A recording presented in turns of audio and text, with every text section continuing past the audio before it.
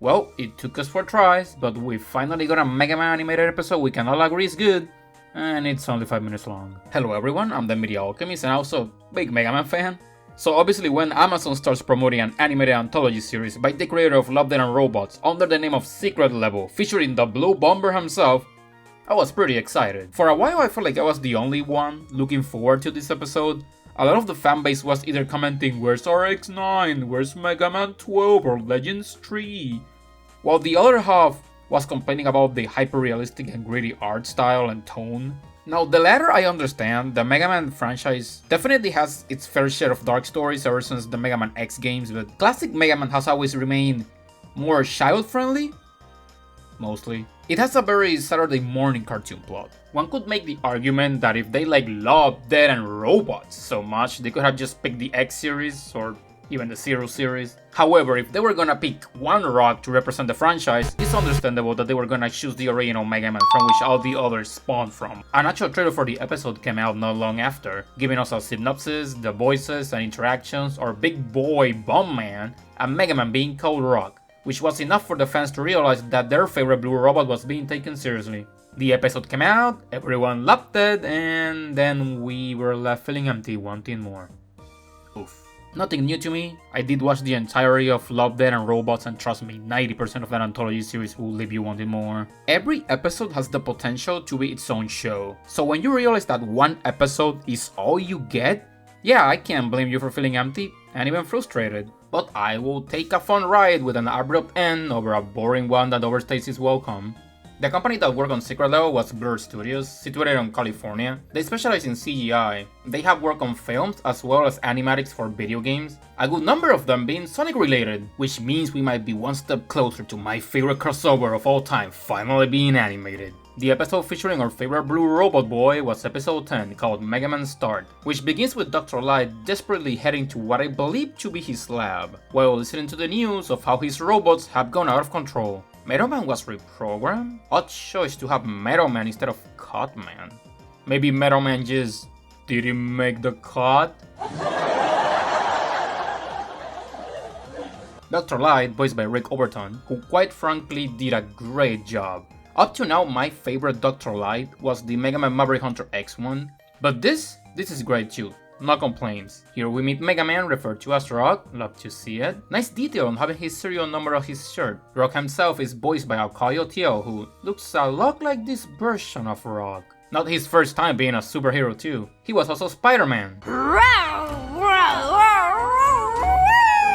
Adorable. It was Spider-Man and his amazing friends. Spider-Man and his amazing friends. Not that one.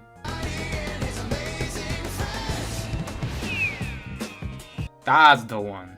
Dr. Light orders Rock to open Base 6, holding Bomb Man inside. He is a little bigger than you may remember. The good dog thinks Bomb Man is strong enough to defeat the other robots, so he plants a device that will protect him against Wily's evil programming by shielding him from outer signals, so like airplane mode. Mega Man suggests that he could fight since he was created to help, but Dr. Light insists he was created to help in the lab, not to battle other robots. In a way, underestimating his ability but also saying, "I'm not letting you throw your life away." Which was a great line that lets you know it came from a place of love. During the installation process, a robot drone of Wily manages to infiltrate the lab and take over Bomb Man's system. In the middle of the chaos, Dr. Light asks Rock to run away, but he decides to stand up and fight. He uses what I assume to be Ice Slasher and uses it to freeze Bomb Man's bombing his arm, and the explosion takes him out. Sorry.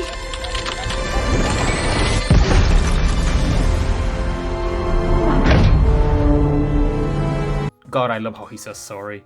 He really does not want to hurt his fellow robots, but the circumstances require him to stand up and fight, so he just does. Perfect characterization moment. The happy moment is cut short when Bomb Man falls on Dr. Light.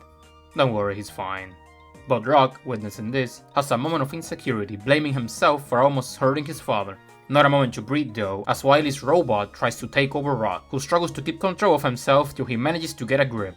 Come on! Snap out of it! Now!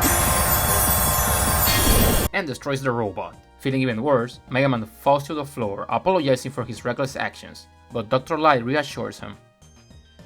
What you just did was amazing.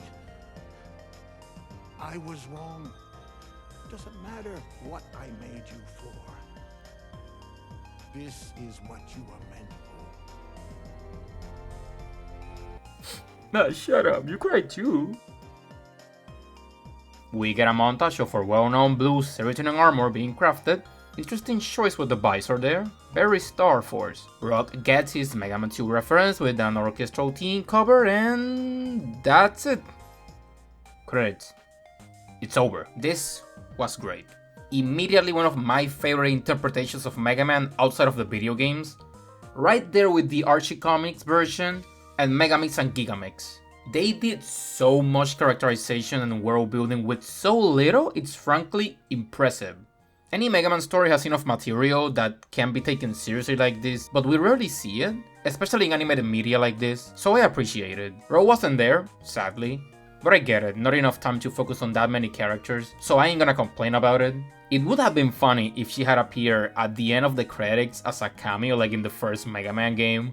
Naming the city Mega City was an interesting choice, still better than Monsteropolis or even Silicon City. It does justify the idea of Rock using the name Mega Man, hero of Mega City, so I think it was a smart choice. The design, I wasn't a fan of either at the beginning, like most, but I did understand it was the company's signature style for science fiction, but it grew on me. I think Bomb-Man looks very cool, Mega Man looks amazing in armor, Dr. Life is a shad. I would have loved to see Dr. Wily.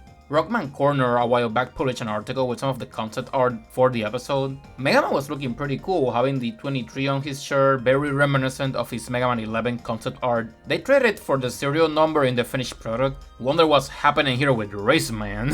Someone was having fun designing Rock. I can see a very in-between Mega Man X and classic design choices here. I personally like the jacket, not gonna lie. Dr. Light looking like a total shad. Seems like they went back and forth on whether they wanted a more tall, more realistically proportioned version or a short, more cartoony one. Bomb-Man looks scary as hell, no complaints. That's one way to make this look cool. Now during production, Gamma from Mega Man 3 was planned and god did we get robbed. Look at this guy, he's extra thick! They even made the Goofy design. Most of these I found at Rockman Corner and then discovered they were shared by the artist Mauro Belfiore, who worked on the pre-production for Nexus Studio. He worked on the Spider-Verse movies and... Wait, must be a coincidence. Some people didn't like these explorations of Mega Man. Must be the small eyes. We are so used to the big anime eyes. But seeing the render ones, I disagree. These look great. Dude clearly knows what he's doing. Dr. Light came out the best. Makes sense to me. He seems to have experience in the Santa Claus department. We got a few enemy concepts like the Batoms, the Food Holders, and a Crabot. The latter, which seems to be the final pick for the spider robot Wily used. They started very faithful and then were mechanized into more evil looking robots. More gritty and dark. Different, but they all look pretty cool.